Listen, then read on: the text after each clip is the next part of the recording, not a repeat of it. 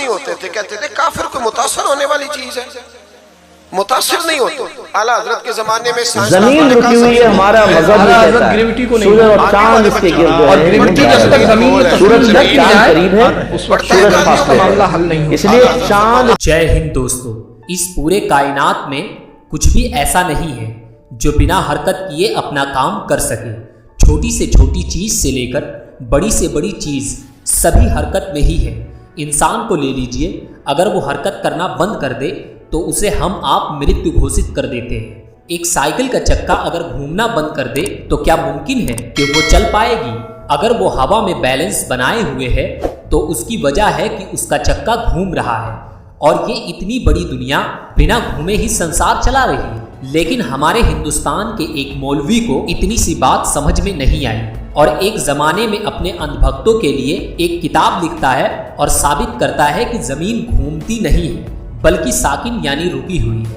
अब आप सोच रहे होंगे कि उनका अपना लैब और अनुसंधान होगा जिसमें उन्होंने एक्सपेरिमेंट करके 108 तरीके से तय किया होगा कि जमीन रुकी हुई है। तो ऐसा बिल्कुल ना सोचिए, जनाब तो अपने हुजरे में लेटे लेटे ही सारे एक्सपेरिमेंट करके पूरी किताब लिख डाले, और बड़े बड़े साइंटिस्ट आइंस्टाइन, गैलीलियो, न्यूटन जैसे महान साइंटिस्ट के थ्योरी को गलत साबित कर दिया। अब आज उसके अंधभक्त अपने तकरीरों और बयानों में कहते फिर रहे हैं कि हमारे हजरत ने तो ऐसा दलील पेश किया कि साइंस आज भी परेशान है।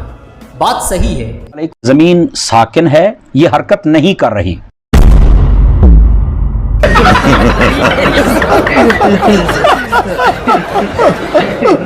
और भाई क्या कह रहे हो? मैंने ग्रेविटी के फार्मूले निकाले जिसकी बेस पर ये सैटेलाइट स्पेस में जाती है। ये सब जमीन के गोल होने और इसके घूमने पर डिपेंड करता है।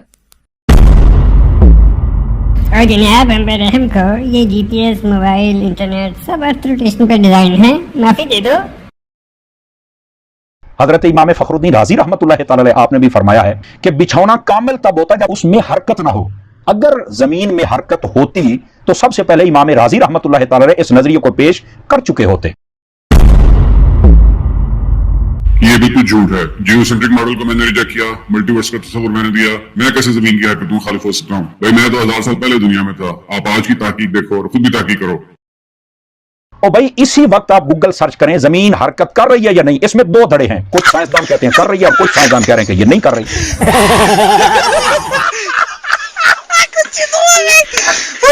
तो जमीन ये साकिन है, ये बात तयशुदा है और कंफर्म है।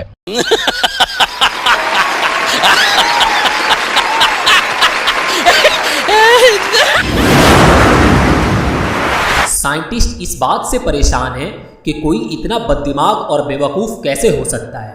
मौलवी साहब, काश आप कुरान को ही पढ़ लिए होते और कुरान की ही मान लेते तो भी इतने अड़ियल ना होते। विज्ञान ने कहा कि यह पृथ्वी इतनी भयंकर स्पीड से घूम रही है जिसकी वजह से इसमें गुरुत्वाकर्षण बल पैदा हो रहा है, और किसी भी चीज को अगर ऊपर आसमान की तरफ फेंका जाए तो वो इस गुरुत्वाकर्षण बल की वजह से वापस नीचे आ जाएगी। अगर इसमें ये खींचने की ताकत न होती तो हर चीज ऊपर ही चली जाती और जाकर स्पेस यानी अंतरिक्ष में लटक जाती। हमें पूरे कंसंट्रेशन के साथ इस नियम और सिद्धांत के साथ इस गोले में आगे बढ़ना था, मगर मुल्ला ने आकर अपना ज्ञान दे दिया कि इन वैज्ञानिकों के चक्कर में ना पड़ो, ये सब नास्तिक और काफिर हैं। साइंस की किताबें पढ़ोगे तो गुमराह हो जाओगे। ऊपर वाले की ये किताबें पढ़ो जो हम बता रहे हैं, और उसकी बातों में आकर हम कंफ्यूज हो गए। दिमाग जाहिलों ने छीन लिया। फिर ऑक्सफोर्ड यूनिवर्सिटी से आया ज्ञान ठप हो गया, और बरेली यूनिवर्सिटी से प्रोफेसर अहमद रजा की किताब का ज्ञान आया जिसने बताया कि जमीन घूम नहीं रही है बल्कि ठहरी हुई है, इसमें कोई भी हरकत नहीं है। और हम इस बात को 108 तरीकों से सिद्ध कर रहे हैं, और इन तरीकों पर वैज्ञानिक रिसर्च कर रहे हैं, और इंशाल्लाह जल्द ही वो लोग भी लिख कर दे देंगे कि भारत के महानतम वैज्ञानिक और इस संसार के सबसे आला हजरत सही थे और हम लोग गलत। कुरान में है कि मैंने जमीन को बिछौना बनाया, और इसका मतलब मौलवी साहब ने निकाल लिया कि जमीन साकिन है, और इसी आयत पर इनकी पूरी बुक बेस्ड है जिसका नाम है जमीन साकिन है। बिछौना से मुराद इन्होंने निकाला कि जमीन ठहरी हुई है, लेकिन इसका ये बिल्कुल मतलब नहीं है। कुरान ये कह रहा है कि हमने इसे बिछौना यानी तुम्हारे रहने के काबिल बनाया, वरना हर सेकंड में 2 जलजले जमीन पर आते हैं। अगर उसका एम्पलीट्यूड बढ़ जाए तो इस जमीन पर रह न सके आदमी, कब का फना हो जाए। अब बताइए क्या बचा इनका, किस बेस पर कह दिया कि जमीन रुकी हुई है।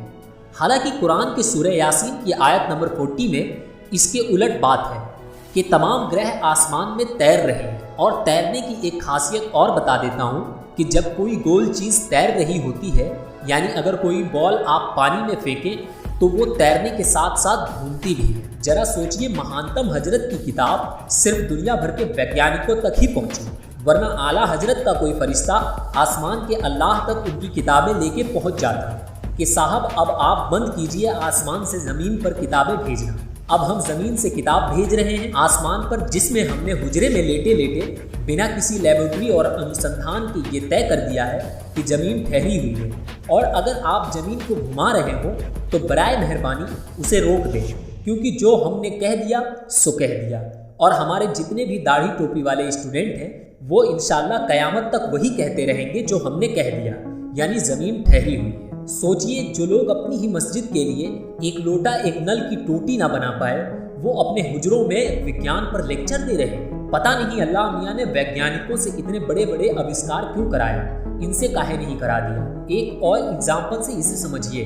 मैं आइंस्टाइन या न्यूटन या गैलीलियो या सुरमे झुमके वाले शहर के प्रोफेसर के तर्क या कुतर्क नहीं बताने जा रहा हूँ। हजारों साल पहले दुनिया जब चींटी की रफ्तार से रेंग रही थी तो उस वक्त किसी वैज्ञानिक ने कुम्हार का चाक बनाया होगा।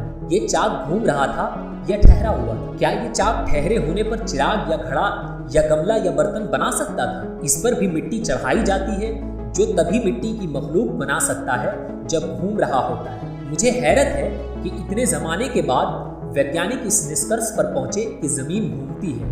मैं तो हजारों साल पहले ही सिद्ध कर देता कि ज़मीन घूम रही है, और इसका सबूत ये कुम्हार का घूमता हुआ चाक। कुदरत ने बहुत पहले बता दिया था कि ज़मीन घूम रही है और प्रैक्टिकल करके दिखा दिया था। हजारों साल पहले से लेकर आज भी कुम्हार का चाक घूम ही रहा है। गांव-गांव, शहर-शहर और न जाने क्या क्या बना रहे हैं कुम्हार के दो हाथ। एक और वाहियात बात कहते हैं मौलवी कि अगर धरती घूम रही है तो हम क्यों नहीं घूमते। इस बात को मैं तमाम बेवकूफ़ मौलवियों को एक और एग्जाम्पल देकर समझाए दे रहा हूँ। मान लीजिए आप ट्रेन में बैठे हैं और ट्रेन 100 की स्पीड से चल रही है, तो उसकी स्पीड तब तक आपको महसूस नहीं होगी जब तक कि आप खिड़की या दरवाजे पर ना पहुंच जाए। ऐसे ही अगर आप हवाई जहाज में बैठे हो तो आपको ये महसूस होगा कि हवाई जहाज एक जगह रुकी हुई है, जबकि वो भयंकर स्पीड से चल रही होती है। ऐसे ही मामला है ज़मीन का भी। मुझे लगता है कि बात क्लियर हो चुकी है, वीडियो को ज़्यादा आगे बढ़ाने की ज़रूरत नहीं। फिर भी अगर आपके मन में कोई क्वेश्चन या कोई डाउट हो तो कमेंट बॉक्स में पूछ सकते हैं, मैं वहाँ जवाब दे दूँगा।